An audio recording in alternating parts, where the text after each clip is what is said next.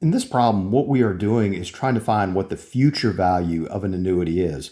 Again, this is a little bit different than finding the present value because what we're doing in this case is we are just simply figuring out how much money will accumulate by the end of year four if you deposit $1,000 each year for the next 4 years into a savings account that earns 3% interest.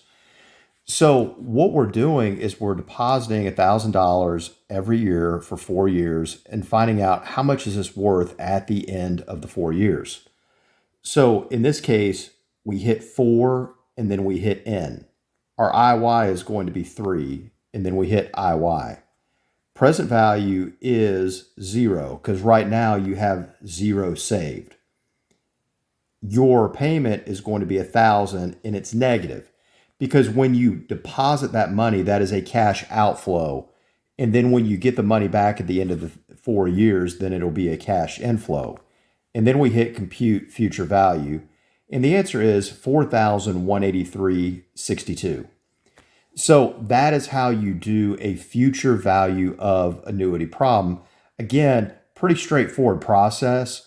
And the key is make sure you find out what the missing variable is as far as N, IY, PV, PMT, and FV, and solve for that missing variable.